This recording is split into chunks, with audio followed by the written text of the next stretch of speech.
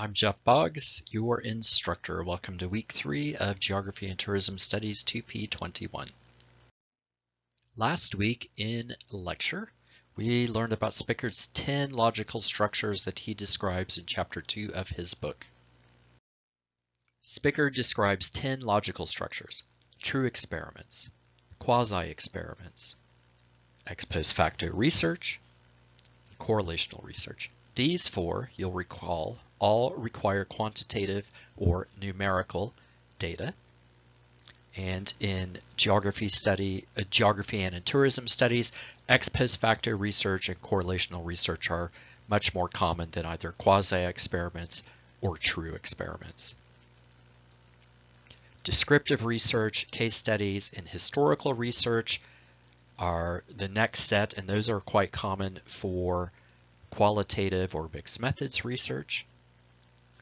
And then the last 3 were longitudinal research. That's where you repeatedly measure or observe a population over time, or actually a sample from a population over time to see how things change over time.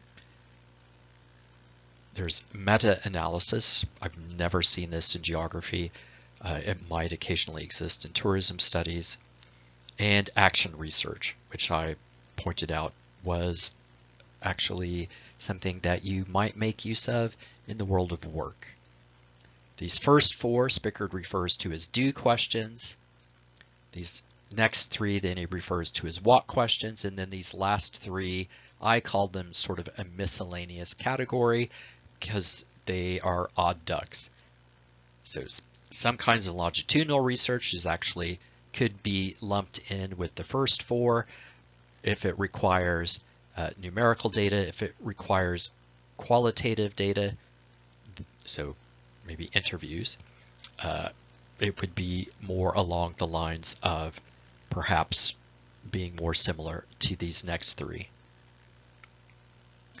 But if you don't remember any of that, go back and watch that lecture. We'll move on to the next slide. And the entire reason that we care about logical structures is that they allow us to connect our research question to the appropriate type of data. So logical structures, you might think of those as the bridge between your research question and identifying the appropriate type of data. And this is because logical structures help us think about, in general terms, how are we going to answer our research question. With that in mind, then this week, we will examine Spickard's 14 types of data that he describes in chapter 3.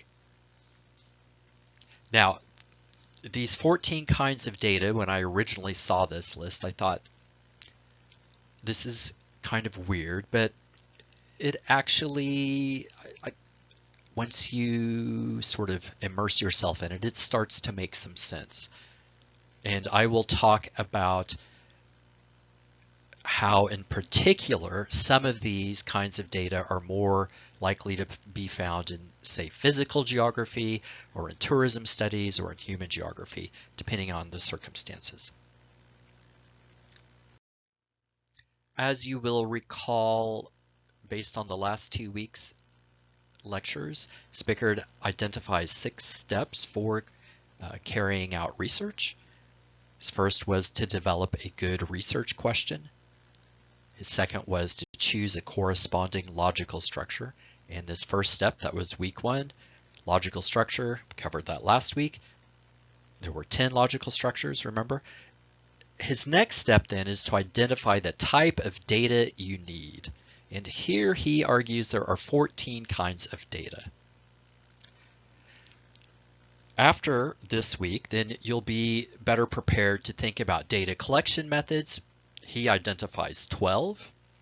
And then the week after that, how to choose your site and your sampling strategy, and then ultimately picking a method for analyzing your data. And so again, this week, we will focus on identifying the type of data you need. What are data? Data are information that's been collected in both a systematic and transparent fashion. So remember, by systematic, we mean that there's a system, a procedure for collecting the data so that we collect the data the same way each time. And by transparent, we mean that it's clear how we've gone about that so that others might then reproduce our work at a later date if they so desired. Part of making data collection transparent is writing up a research proposal that describes how exactly you are going to collect your data. And these data are really important because they are the raw material that we need, if you will, to answer your research question. Spickard identifies 14 different types of data, but he goes on to say that to answer any specific research question, you only need the appropriate type of data, which is often just one kind of data, and not all 14 kinds of data. So just because there are 14 flavors of ice cream doesn't mean that you need to eat them all this time. You just need one flavor. You need the flavor, if we continue this bad metaphor, that will provide you the answer to your research question. The first kind of data, or the first type of data that Spickard talks about, are what he calls acts, behaviors, and events. These refer to our direct observations of things that are being done or that are happening. So the key point about this kind of data are that you are there as a researcher, and let's just kind of make this point. So you are there and you're collecting data. So unlike, well, actually, there are other ones that come later, other types of data that you are there to collect as well, but that this involves this notion that you are there making direct observations. Physical geographers often engage in this, as well as reports of acts, behaviors, and events, which is the second kind of data, the second type of data.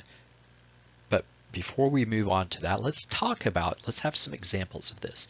So one example, let me go down here and turn this off, okay, would be we've got a bear that we are observing and it catches a salmon. So there's this act, this bear performs this activity.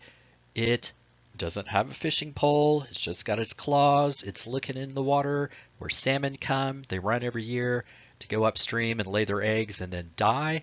And so the bear, along with a lot of other bears, is there waiting to catch some salmon to eat it, to fatten up for winter. So this act of catching a salmon is an example of what we mean by an act. It's this sort of single thing that happens that we as researchers observe and record. A behavior might be that, let's say that we've got a bear we've named number 187, maybe it has a tag in its ear, and it returns to catch salmon in the same stream every day for the 3 weeks that we're there watching bears come and fatten up on salmon, right? So what makes this different from an act is that an act is a thing that sort of happens once, whereas a behavior is something that we, because these are acts, behaviors, and events, so these are our direct observations, we see that bear every day come back. Maybe we put like a big pink tag in its ear. I don't know, but we can tell, or maybe we spray painted the side of it that said 187. In any case, we know that bear 187 returns to the stream every day for those 3 weeks that we're there watching bears and recording this and trying not to get eaten by bears. So then what is an event? So if an act is sort of a single thing that is being done or happens, and a behavior is sort of multiple observations, often over time, of a particular act taking place. So the point here, the difference is that a behavior implies that there's this repeated act. This act is carried out repeatedly. An event might be, in this case, the annual salmon migration that bears have remembered, perhaps learned as adolescent bears if their mothers took them salmon fishing, right? Okay, so these are some examples of acts, behaviors, and events. Another example of acts, behaviors, and events, so remember, these are our direct observations of things being done or happening. Another example might be that we observe a tourist eating ice cream. In Peterborough, if you were going to go visit Peterborough in the summer, you might actually see this. If you go around Reading Week in October, this is somewhat less likely, I would suggest.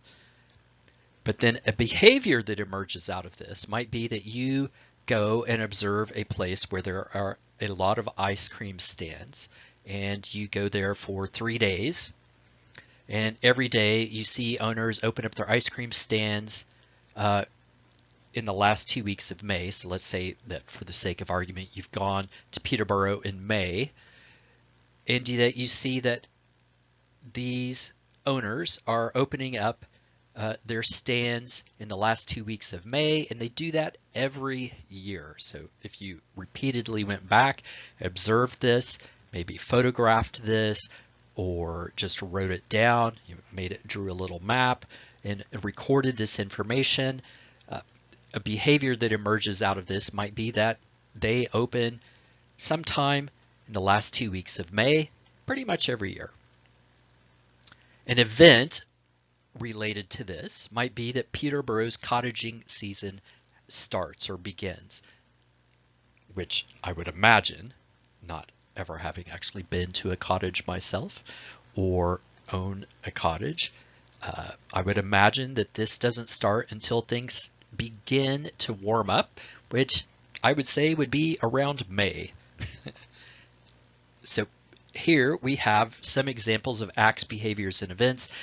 And what makes them acts, behaviors, and events? The key thing is that let me draw a little picture here. You, symbolized by the stick figure with your little eyes. There they are. One. It looks like you've got 3 eyes there. That you're doing the viewing, you're looking, you're seeing this stuff happen, right? So that is the key thing, is you are there collecting these data.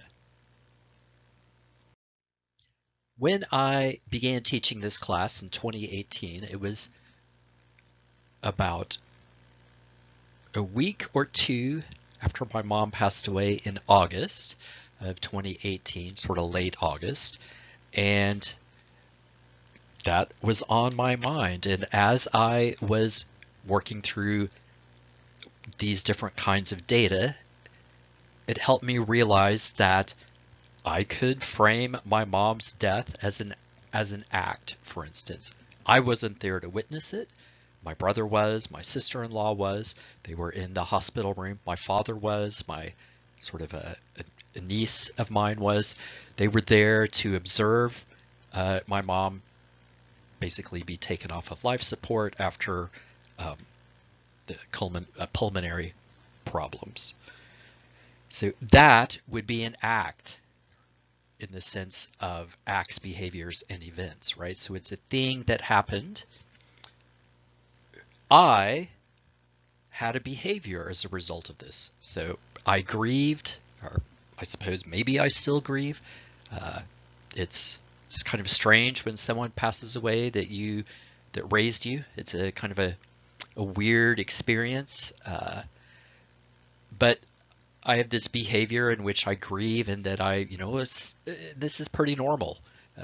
People feel kind of sad. They might cry.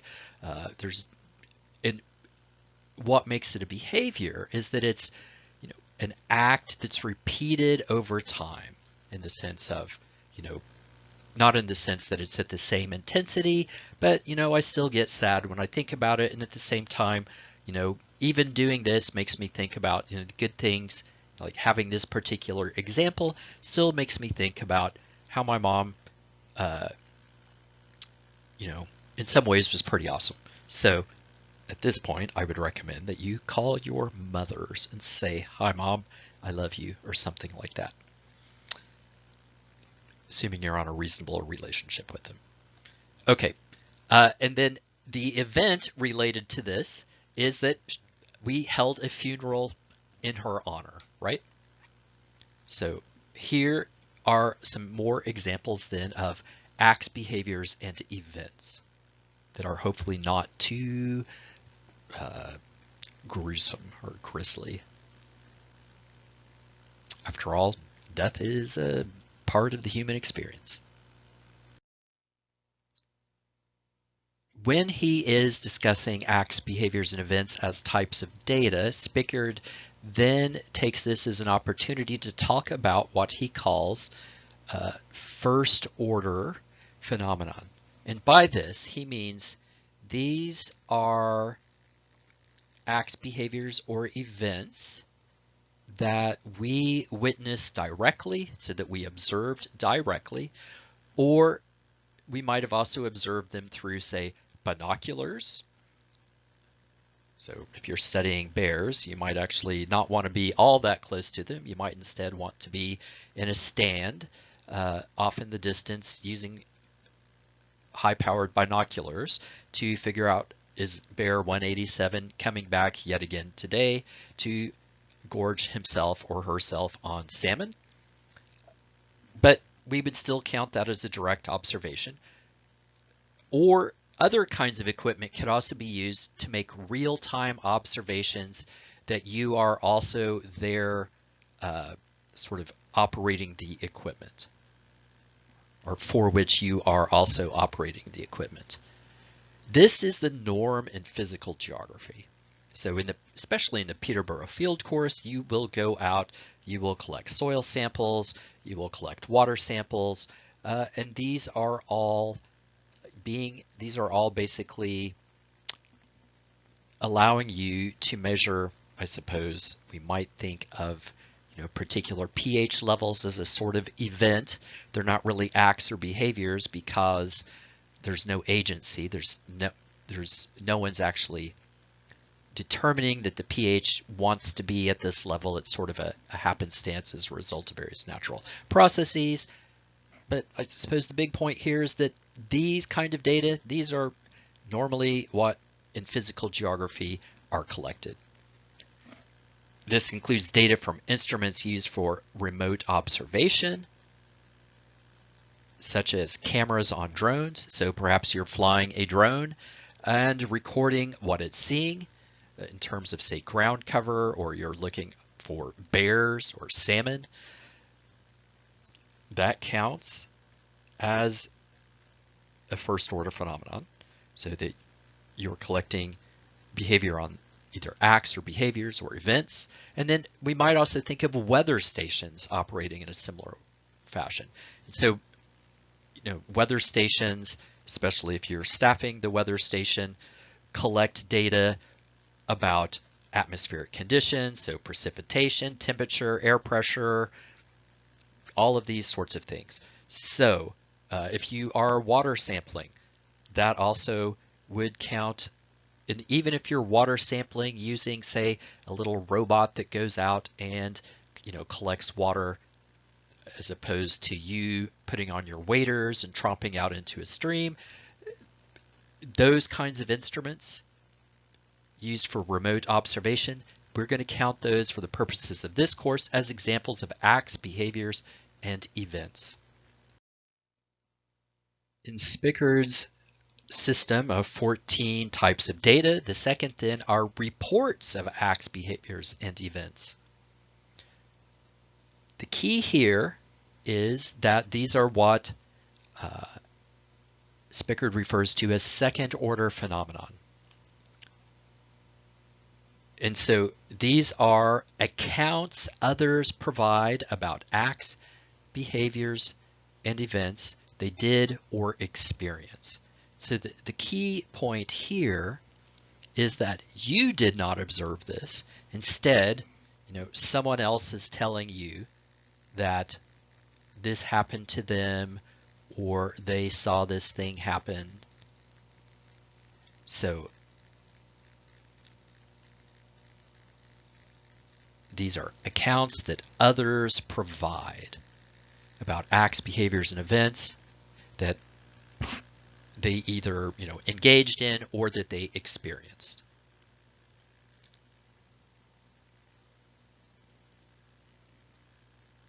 And the key point here about this kind of data is that we are interested in the accounts or the reports of what happened, but not necessarily what really happened.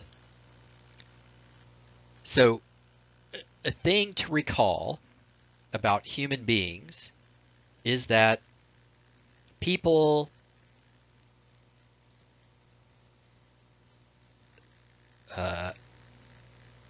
get confused.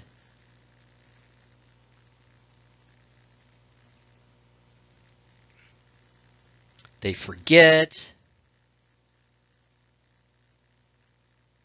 They misremember. So they misremember.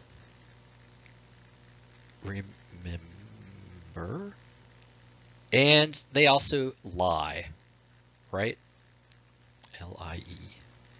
So, and by lie, as opposed to these other things, a lie is a deliberate falsehood, right? Telling a deliberate falsehood, whereas, people get confused as to what day something might have happened.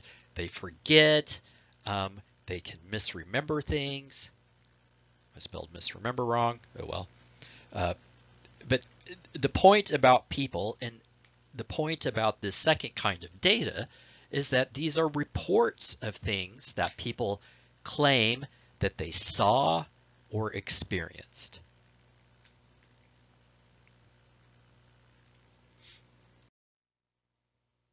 Reports of acts, behaviors, and events. This notion of that they're reports, this might make more sense with an example. For instance, let's imagine that you are in Peterborough in May or maybe even in October, and you observe a tourist eating ice cream. You are observing this act taking place. This tourist is eating, I don't know, some good ice cream. Walnut ice cream. I love walnut ice cream. And maybe they eat, 4 cones, one after the other. I'm not going to judge. I would do that too if I could get away with it. So that is an act. We as researchers are, surreptitiously watching this take place, maybe from, a couple of meters away as we're pretending to drink our soft drink. A report of an act is that this tourist, maybe it's the same tourist, tells us how much ice cream, he ate on vacation, maybe on that particular day that we were watching them. So it could be that they feel guilty that they had 4 ice cream cones. I'm not sure if one should feel guilty for having 4 ice cream cones, but especially if it's walnut ice cream. But aside from that, it might also be that, they just don't remember how many ice cream cones they had, or that they had ice cream at all. So, their report of the act of ice cream eating might be that, oh, well, they didn't have any ice cream, or they only had 1 scoop, or maybe they'll actually remember and be honest and say they had 4 scoops of walnut ice cream. This is really then the key difference between reports of acts versus an act, or reports of behaviors versus behaviors, and reports of events versus events. So when they're reports, someone else is telling us what they saw, what they did, what they experienced. We did not see it. So this is, I guess, works out well for our numbering system. This is a second order phenomenon. It's a thing that is reported to happen, but we did not see it happen.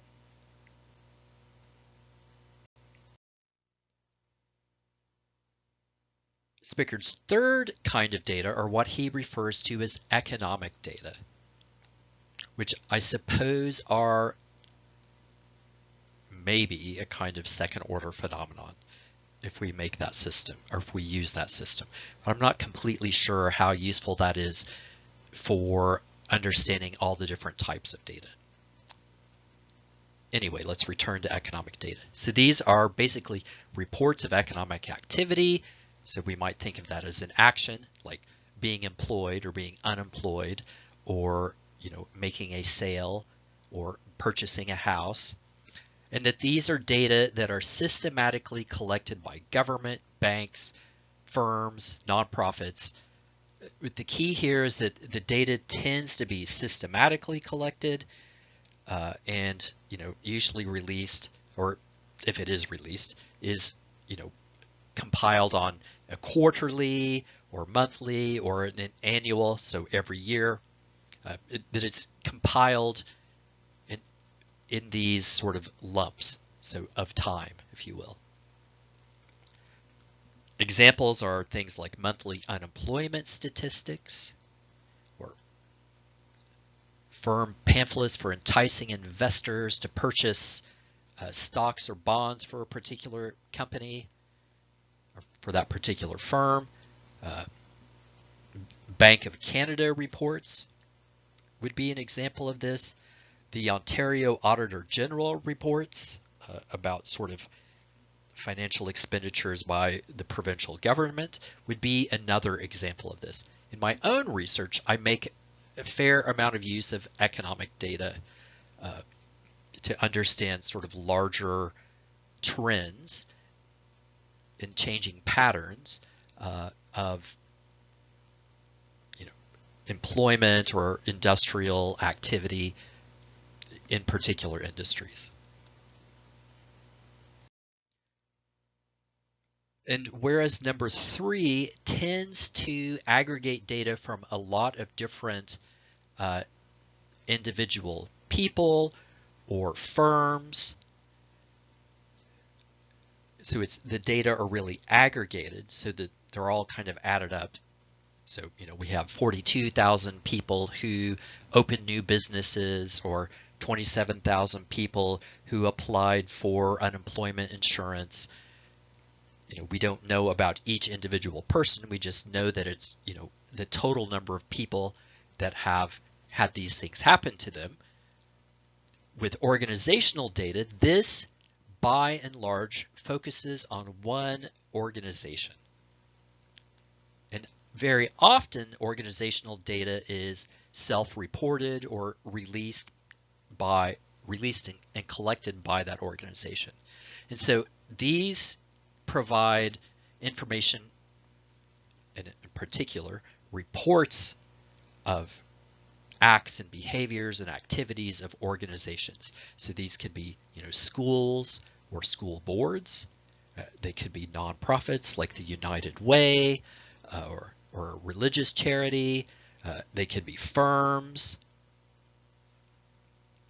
They could also be government agencies at either the local or provincial or at the federal level, or even non-governmental agencies like the United Nations.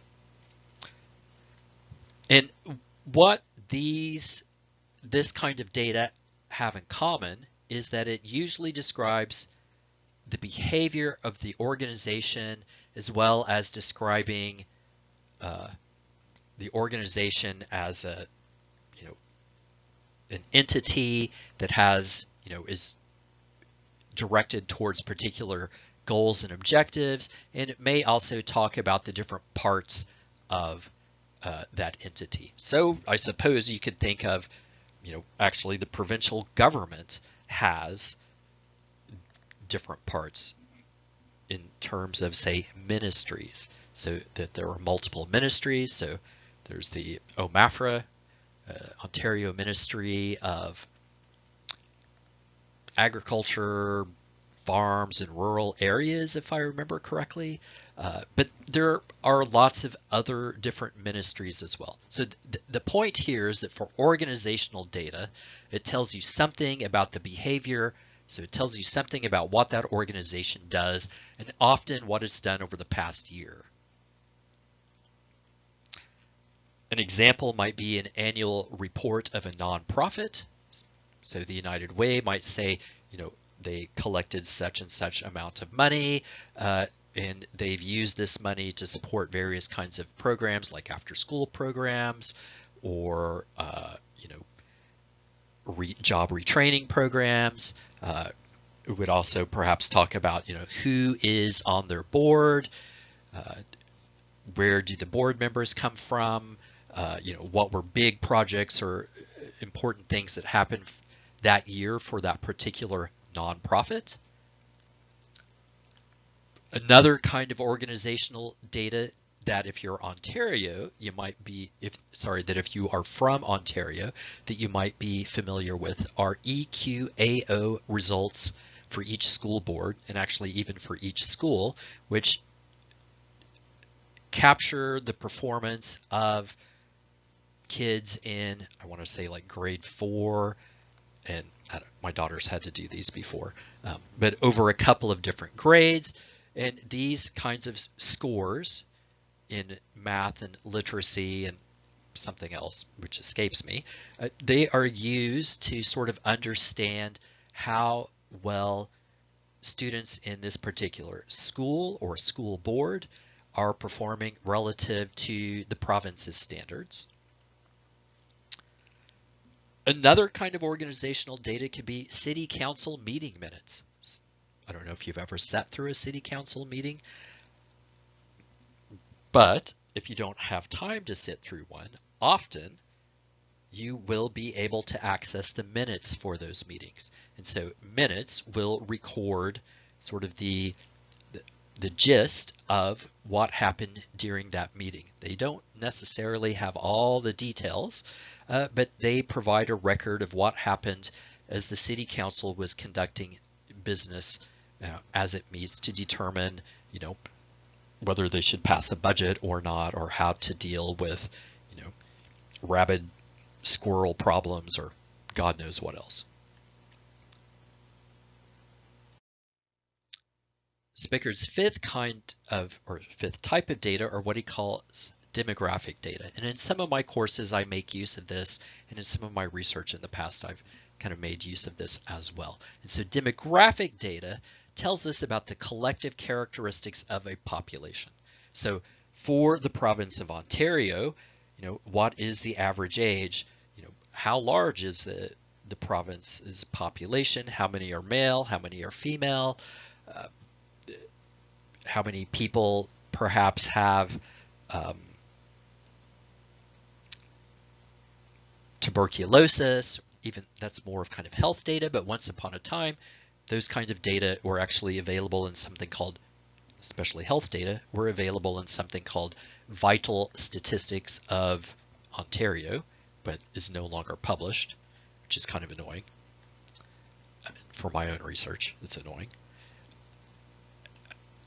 Demographic data then tells us something about the age, gender, race, ethnicity, education, birthplace, languages known, residence, nationality, homeownership status, income, and actually there's some other things as well, but these are actually all categories captured in the Canadian census.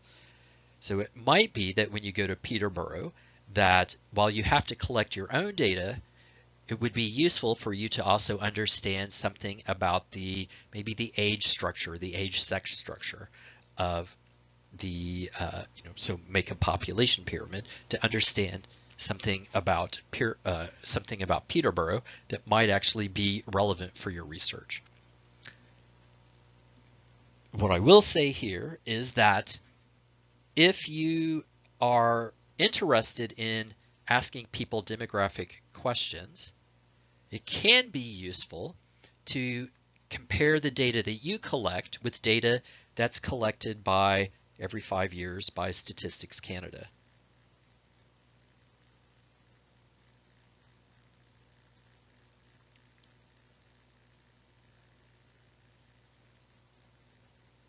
So Statistics Canada, and they have a census in which they collect data on everybody in the country every 5 years.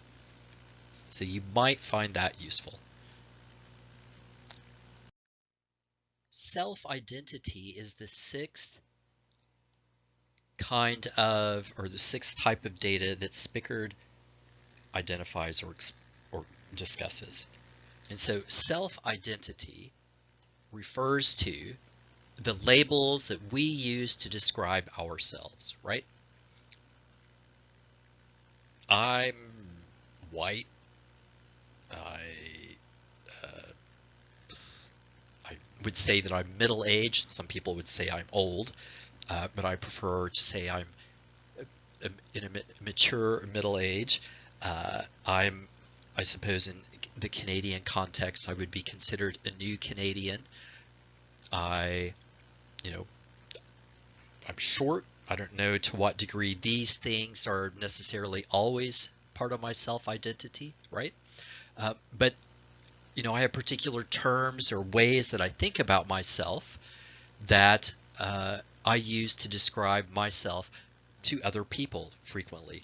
And so the key point here is that we tend to affirm certain things about ourselves while ignoring others. An interesting thing I've noticed about white people where I grew up, and to some degree up here also, is that in North America, a lot of white people have relatives that have been in the country, in whichever country they live in, for a long time. And you will see them say, "Oh, I'm Irish," even though none of their relatives came from Ireland for the last 3 generations. And so, but they will buy into, or Scottish or English or German or whatever else, that people will often buy into these kinds of identities related to their ethnic origin, even though they don't have any actual experience in those places, right? But that they will still take that as part of their self-identity.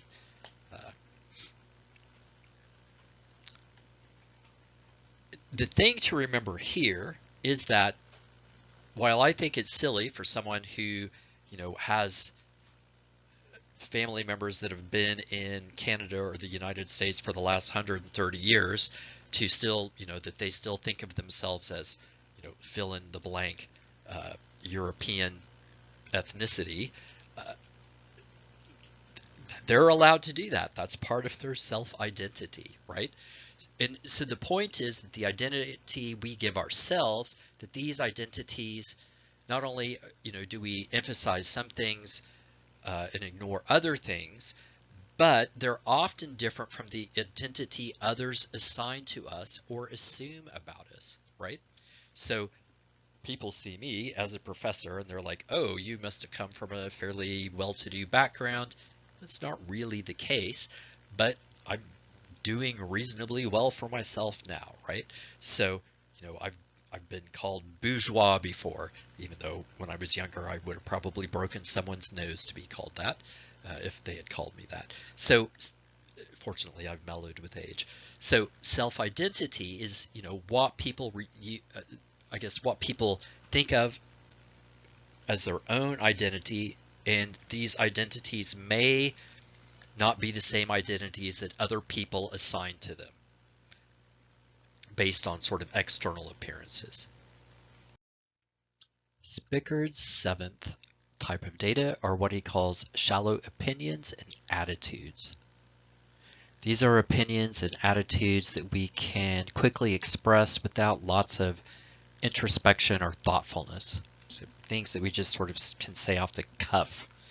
But they don't reflect really a deep pondering. at least to most people. So one example might be dogs are better pets than cats. President Trump leaves much to be desired. Or, Peterborough is Canada's best place to vacation. So the point here is that these are shallow in the sense that they are opinions that we often can arrive at pretty quickly, sort of just based on, for lack of better words, kind of our emotional state maybe, or our preferences.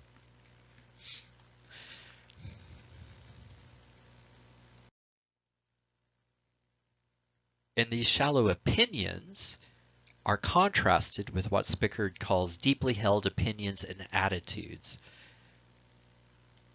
which is his 8th kind of data. So these are opinions and attitudes that are difficult to express because our response is often fairly complex. So these are often opinions and attitudes on something that we've spent a lot of time pondering or thinking about. So the point here is that answering these or providing these kinds of opinions and attitudes or information data on these requires introspection. So actually thoughtful thinking through of the questions that are asking about these deeply held opinions and attitudes. So one might be the value of a university education is difficult to calculate. So this is one that I hold. So on the one hand, we can say that, on average, if you get a university degree based on past experience of other people who have had university degrees, we can see, on average over the course of your lifetime, you'll earn X amount more than if you didn't go to university, or if instead you just went to college or engaged in some other kind of training, post-secondary training, right? At the same time, though, that's not really going to calculate, or that's not going to capture kind of the value, the sort of the non-pecuniary, the non-financial value of university education. So, and possibly the experiences that you might have that shape you for the rest of your life in university. Another deeply held opinion and attitude that I have is that knowledge should be acquired simply for the sake of learning. Maybe not all the time, but I'm fine with people learning things that they may not ever have any direct applicable, like practical kind of use for, assuming they've got all of their other needs met when they're learning these things that they're not sure what the immediate or medium term benefit of learning it happens to be. So, learning for the sake of learning. So knowledge for the sake of knowledge. So, but these are deeply held opinions and attitudes, both of which, have taken me decades to kind of arrive at these positions. Spickard's 9th type of data are what he calls these personal feelings. And so by this, he means people's reactions to their own emotions about a given act or behavior or event. And he makes a distinction between feelings on the one hand and emotions on the other. So a point that he makes in chapter 3, I believe, is that emotions are not feelings. They're different things. So emotions are these kinds of preconscious or subconscious responses to stimuli. So if, for instance, we were in an actual classroom and I picked up a really large book, and while you weren't looking, I threw it on the ground and it made a huge wham, vaguely like the sound of a gunshot. A lot of people's sort of preconscious or subconscious response to this would be to be startled. They would have a startle reflex, right? So you're not really thinking about that.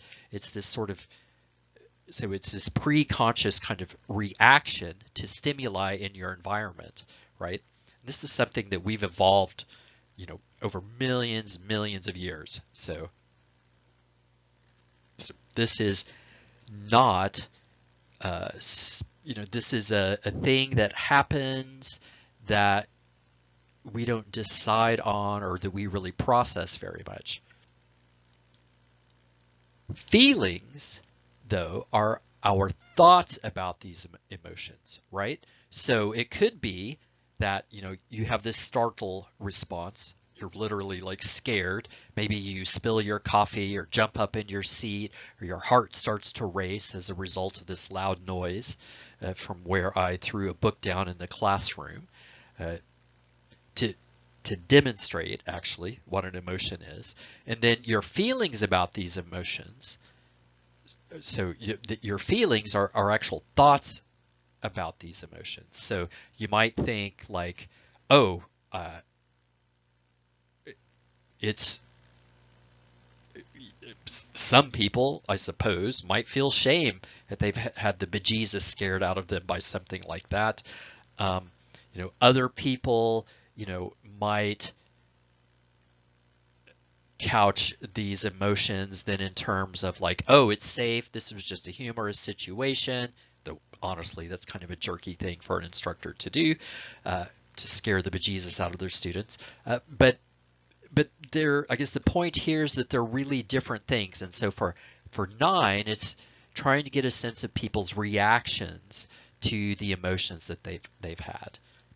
And you'll remember from the week 1 Sakai material, there's a bit in there about being analytical. I think I make reference to a bicycle and taking a bicycle apart as one way to think about being analytical, and that you're breaking something bigger down into its parts. So personal feelings are, if we can separate our kind of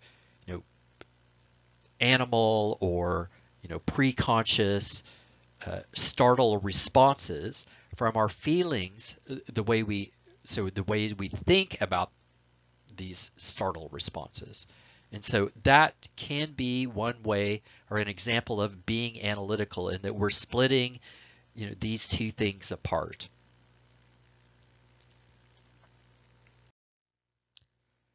And so some examples of personal feelings, and I'm bringing these up because a lot of times a lot of cultural geographers will be interested in people's personal feelings. One might be, I'm not sure quite where the geography is in this, though we could come up with something for that. But one example of personal feelings are feelings of grief and regret after the death of a loved one, right? So someone's passed away, you're sad that they're gone, you might regret that you didn't spend enough time with them, but these are sort of our thoughts about how we feel, our thoughts about, I guess, our emotions that were triggered by someone's death. Another, and this gets more at cultural geography, is maybe a sense of nostalgia one has, when you return to the neighborhood that you grew up in. And so it might be that your feeling about that place is fairly warm and fuzzy. You think of chocolate chip cookies, or nice glasses of milk to go with those chocolate chip cookies, because maybe your grandmother lived down the street, or your grandfather, or you had relatives or friends that you would go hang out with in your childhood neighborhood. And so it might be that your nostalgic feelings about that place, and actually this is often the case with nostalgia, are fairly positive. More generally, in cultural geography, I would argue that personal feelings are generally tied up with people's sense of place. So how do they, do they feel attached to a place? Why do they feel attached to that place? why is that place important to them? Spickard's 10th example of types of data are what he calls cultural knowledge. So these are things that are known by everyone in a given society, subculture, or group. So for instance, in some cultures, everybody knows that when you're on an escalator or one of those people movers, that if you aren't in a hurry, then you stand on the right and you leave the left lane clear so people who are in a hurry or are late can get by and get to their destination. This means that you do not leave your luggage on the left-hand side of the escalator or just idly stand there. This means that if you are in the left side of the escalator or the people mover, that you are moving and you are walking. If you're going to just stand, you stand to the right. For reasons that fail to, like I just don't know why, North Americans can't get this through their thick skulls, that's what you're supposed to do on a escalator or a people mover, right? And you might say the same thing about cultural knowledge, about walking on, or actually driving on the right-hand side of the road is common in North America. It is not common in Japan or the United Kingdom, where people drive backwards. They drive on the wrong side of the road from a North American's perspective, right?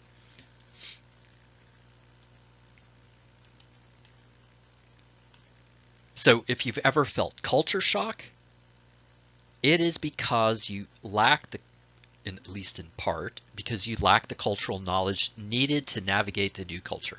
If you've moved somewhere, and this can even happen if you move from like a small town to a big city, the way people interact with each other is often different than what you might have been used to before, and you're not quite sure how to behave or comport yourself, if you will, in these new contexts, right?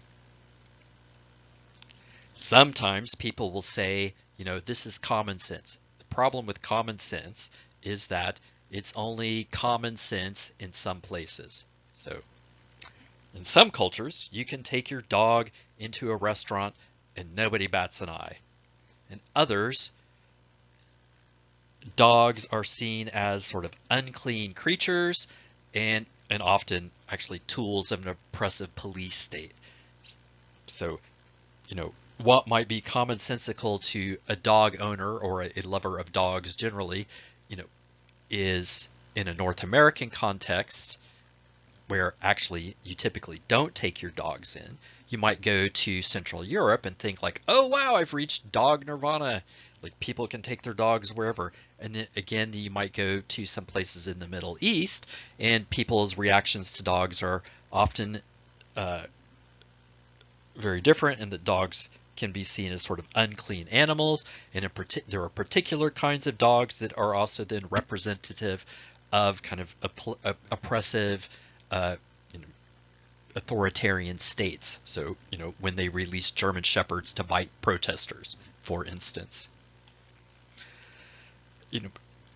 Another kind of cultural knowledge might be how to cross the street, and in particular, whether you should cross at a crosswalk or whether you can just cross helter-skelter, pell-mell, where you will, right? So in some cultures, you can cross the street wherever you cross the street, and hopefully you don't get hit by cars. Whereas in other cultures, you are looked on as if you had three heads if you do not use the crosswalk.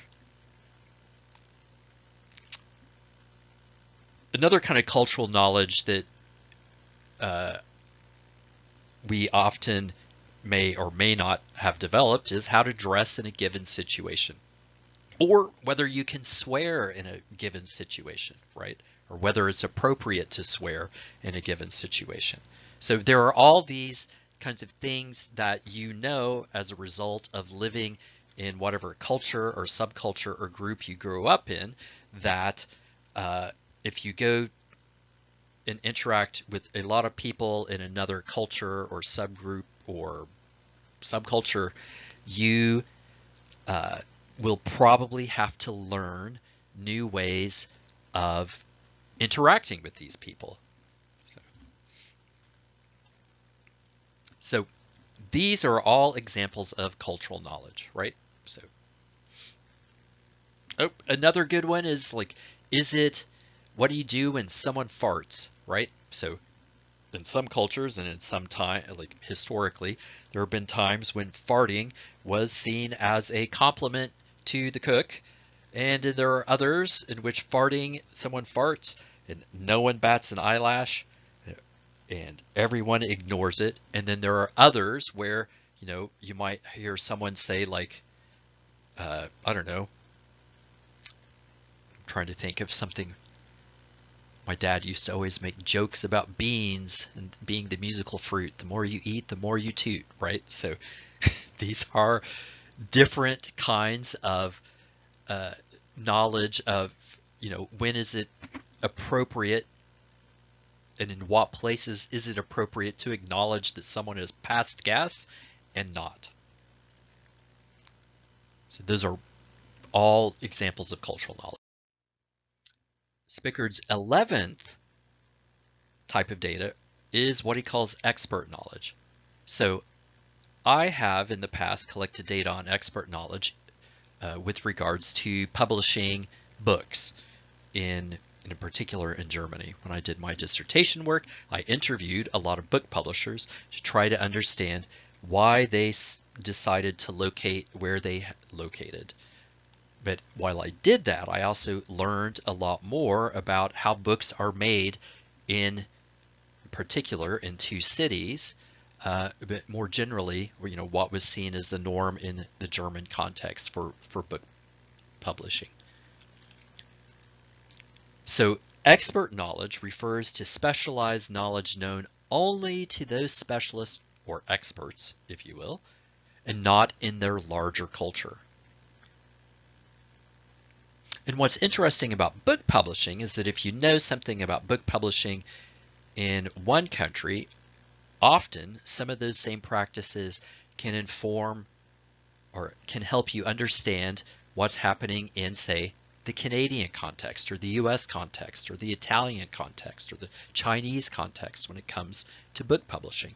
So one of the nifty things about experts is that sometimes while they're part of a particular culture, often sort of encompassed by a particular language, they'll also have knowledge that actually helps them make sense of what's happening in a similar kind of expert area, so like book publishing or mechanical engineering, or I suppose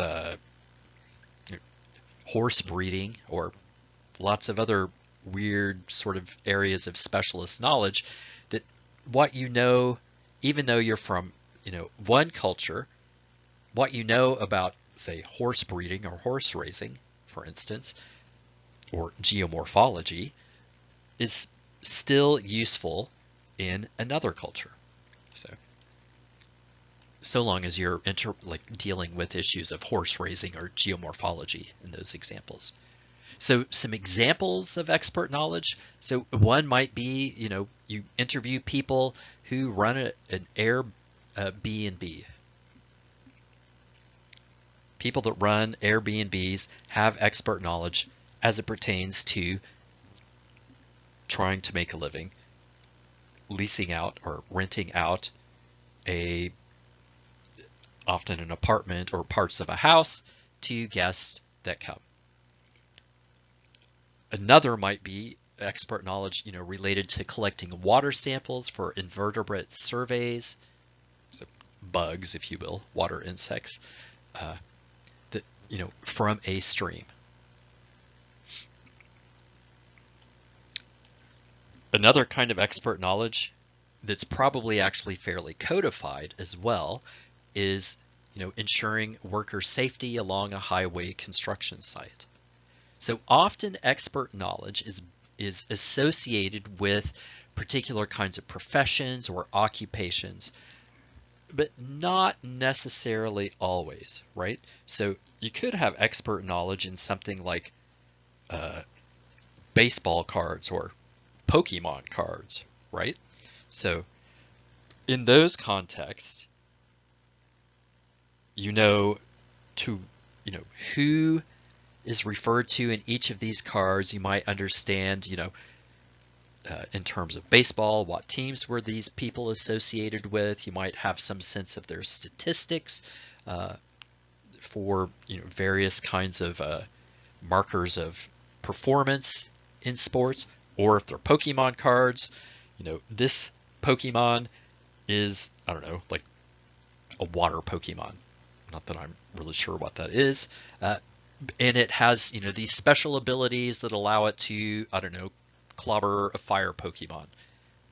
So those are also examples of expert knowledge, though not necessarily associated with professions or occupations, unless, I suppose, you trade for a living baseball cards or Pokemon cards. This 12th kind of data, this 12th type of data, is personal and psychological traits. And while this kind of data is not usually collected in geography or tourism studies, occasionally it might be for market research purposes in tourism studies or some avenues of applied geography,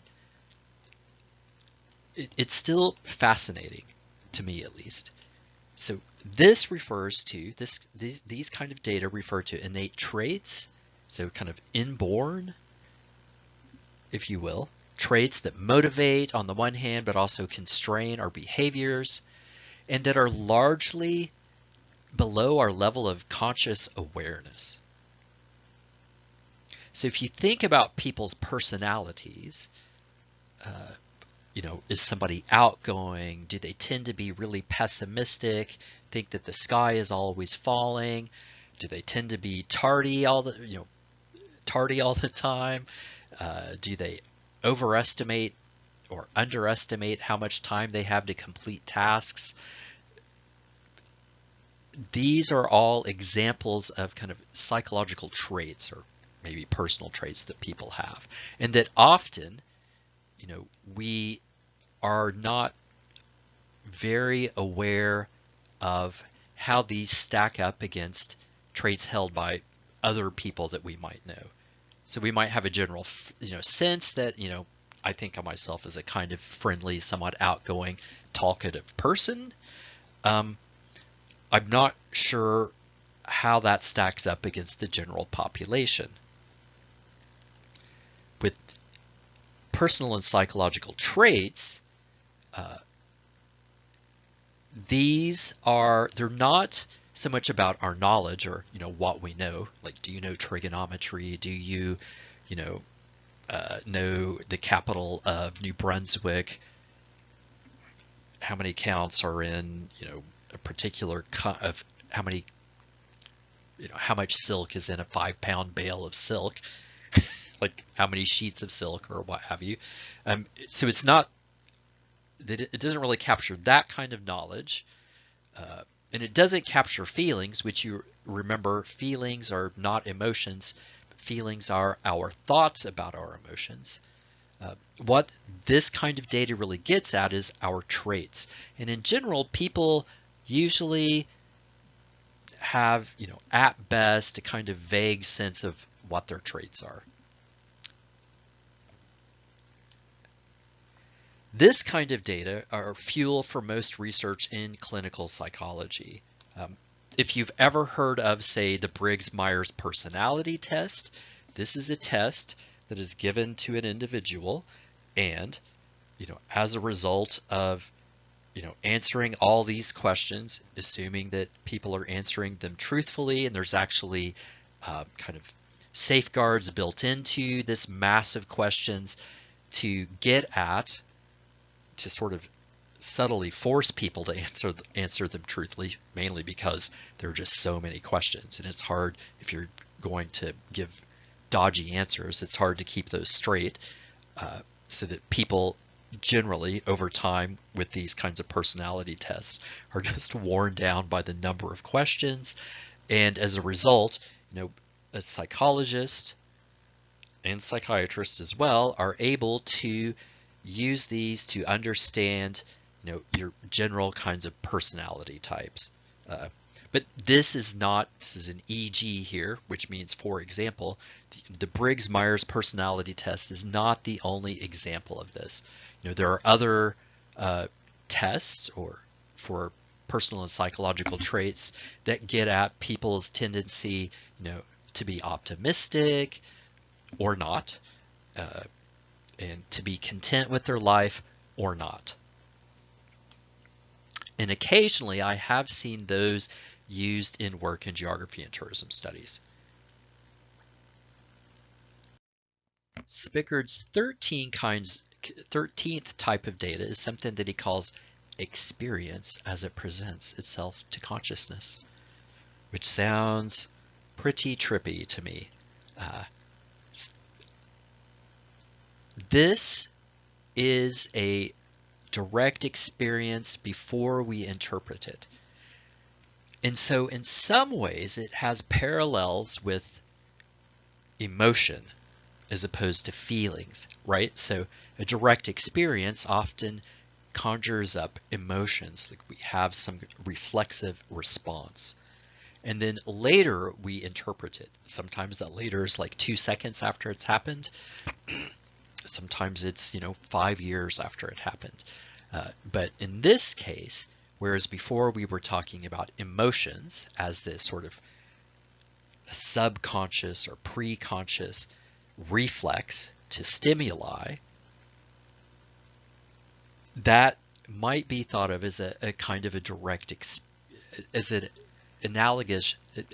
analogy with a direct experience, whereas the interpretation of that direct experience might be thought of roughly in terms of what Spickard's referring to as feelings, which are thoughts about our emotions.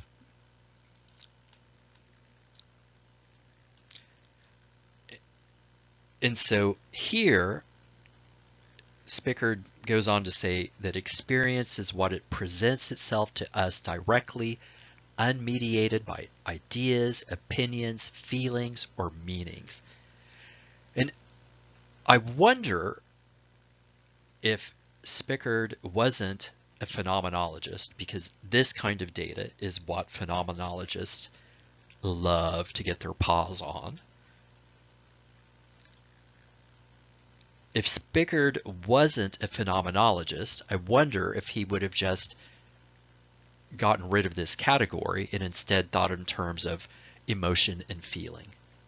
So one crude example I have of experience might be a time, and this is a time my partner, we were both living in Berlin, and we had gone into a restaurant, and in Germany, safety laws are different, and people don't get sued nearly as often as they do in the United States. In Canada, people still get sued some, but in the United States, people will sue at the drop of a hat. And in Germany, people generally don't seem to sue each other for whatever reasons. And this, I think, explains the situation that my partner, that she found herself in when we were walking into a restaurant, and we walk up to the board. It was kind of the kind of place where you walk up to the counter and you order. It was like bad Chinese food, I walk up to the counter, or actually not to the counter. I walk up to the board where menu items are listed, and I realize, like, hey, there's a hole in the ground right in front of me. So there is a entrance to the cellar that is open, and nobody's put up anything. This is a very kind of German thing. There's no safety anything around this particular hole, and that goes into, literally, it's like a door that opens up and goes into the cellar where they store, I guess, rice, other kinds of foods and materials that are used to run a restaurant. And I walk up to this hole, this in the floor that's open. It's basically a trap door, but it's opened up. And I think to myself, whoa, it's a good thing I noticed that, because I'm the kind of person that would fall into it. And right then, my wife walks up next to me, and I look over, and right before my eyes, she falls in the hole and falls about 3.5 meters head over heels down this hole, down a very, an exceptionally steep staircase that was probably at about a 70 to 75 degree angle, which she then skidded down on her back, and it left massive bruises on her back as she skidded down, kind of landed on her head, and was disoriented. And while this is happening, really, I'm just sort of in shock. So for me, that's kind of the experience of, like, you see someone that you love who probably just died, and you didn't think to stop them because you thought they saw the hole, and it was a very unpleasant feeling. And so I had the experience of a feeling that, like, it was even before the oh my God struck me. I mean, what then immediately struck me was like, oh my God, my wife's dead. And then the second thought was, oh my God, my mother-in-law is going to kill me. And so those were sort of my interpretations of what I had just experienced. And then she says that as my partner, my wife, as she fell down the hole, has an interesting story in relating this and saying this must be what it feels like to people just before they die in a car wreck, and they're just not really sure what's happening, because her recollection is that she was walking, and then all of a sudden everything was topsy-turvy, there was pain, and then she was at the bottom of a staircase, just sort of in shock. So those, I think, that example might help you think then of experiences that present themselves to consciousness before we have time to interpret them. So fortunately, she didn't suffer any permanent injuries from that, but oh my God, it was horrifying. Okay, so the moral of that story is watch where you step. And if you see a hole, make sure somebody else doesn't walk into it. Spickard's final type of data is what he calls hidden social patterns. And they're hidden to people who live in a particular culture. So one of the interesting things about being often in social science research, there are discussions about, whether somebody is an insider or an outsider. If you're an insider, it can often make it easier to access a particular group or a particular site and collect data. If you're an outsider, it can often be more difficult because you may not understand all of the conventions that operate in that context. And we talked about this a little while ago, and we talked about sort of common social knowledge, one of the earlier data types. But one of the benefits of not coming from the culture that you're studying is that as an outsider, you can sometimes see things that are invisible, or even though they're right before everyone's very eyes, but that you can see things that are just everyone else is oblivious to.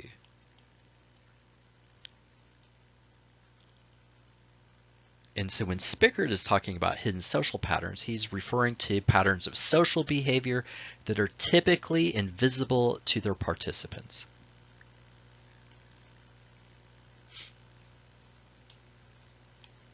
So one might be, and I think this is actually common at all universities, is that students in a university will often operate under an assumption that, what they see around them is how the rest of people around their age live as well.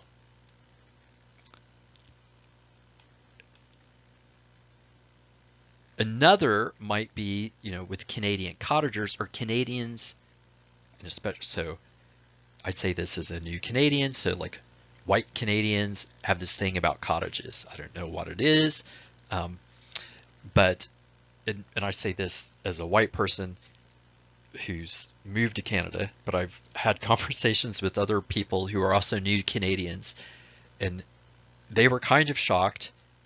So like South Asian new Canadians or African new Canadians who were kind of shocked that I didn't partake in this cottage culture, because I'm a white person, and that I can my accent isn't I don't sound like a Canadian, but I don't sound that much un-Canadian either, whatever that means. And so, I don't understand cottage culture. I don't understand why people want to go out in the woods and live in a cottage that, granted, some of them sound like pretty spiffy, fancy places. I'm okay camping like once a year, but going out to a cottage, like that's never really been part of my experience growing up. Where I grew up, that was something that rich people did. And in Canada, it seems like there's many more than just like quote unquote rich people make use of cottages, but it's just a weird social pattern that, I think to a lot of like white Canadians is kind of, it's normal. Like, oh, it's the summertime. We go off to hang out in our cottage, whether it's like a rundown shack that's been in the family and sort of, just recently has gotten running water, but it's been in the family for 3 generations, or whether it's like practically a beachside villa, right? But I assure you that most people in the United States don't do cottages and don't get cottages, don't understand cottages. And so if you, make references to cottages as being normal, some of your audience will be confused, might be a way to think about that. Spickard, when he talks about hidden social patterns, also, if I remember correctly, he talks a little bit about how there can be differences in how people are treated by gender or by race or by ethnicity that is taken as almost normal by people operating in that sphere, in that context, but to outsiders can look like sexism or racism or things along those lines, right? So those, I guess, are examples of hidden social patterns. So I think that is the last, yep, that is the last one. So we will call it a night here. Those are the 14 kinds of data that Spickard is talking about. For your research proposal, you will have to identify what kind of data you are going to collect, and it will fall into one of these 14 categories.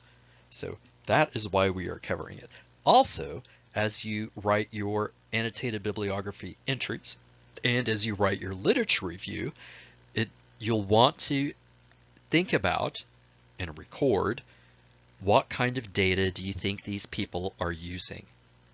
So, are they talking about hidden social patterns? Are they talking about, acts, behaviors, events? Are they talking about reports of acts, behaviors, and events, or something else? Alrighty, so we talked about 14 types of data: acts, behaviors, and events, reports of acts, behaviors, and events, economic data, organizational data, demographic data, self-identity data, shallow opinions and attitudes, deeply held opinions and attitudes, personal feelings, cultural knowledge, expert knowledge, personal and psychological traits, experience as it presents itself, and hidden social patterns. My suspicion is that in Peterborough, you're a physical geographer, you're largely going to be operating with acts, behaviors, and events. But it could also be that if you are studying transportation, like bus usage, this actually might get at acts, behaviors, and events too if you're sort of counting the number of people getting on and off buses that you're actually observing. Reports of acts, behaviors, and events, you're more likely to acquire that maybe through interviews or through other data that people would provide you. But in terms of Peterborough, this first is pretty much what physical geographers will be doing. To some degree, the second one is something that human geographers and tourism studies majors will be making use of. Possibly economic data for tourism studies majors, depending again on what you're asking about. A lot of times, students that are dealing with people, in particular dealing with neighborhoods, might be interested in demographic data, though you would actually collect that before you went to Peterborough most of the time. Self-identity, people will sometimes collect data on that. Shallow opinions and attitudes, that lends itself well to surveys. Deeply held opinions and attitudes, you're probably only going to collect that in Peterborough if you're going to engage in interviewing. Personal feelings may be a kind of data that you would collect. Cultural knowledge, expert knowledge, sort of depends on what you're looking at. Probably no one will be collecting personal and psychological traits or data like that. Probably no one's going to be collecting phenomenological data or experience as it presents itself. It is possible that you might be collecting data on hidden social patterns, but it depends on the kind of question that you're asking. So you don't need to memorize all of these, but you do need to know what data are you using for ultimately for your research project, but then also as you're reading, as you're writing your lit review, and even before that, as you write your annotated bibliography, what of these 14 kinds of data are being used in the peer-reviewed, scholarly, and empirical journal articles that you are reading. I will call it a day and talk to you later. Bye.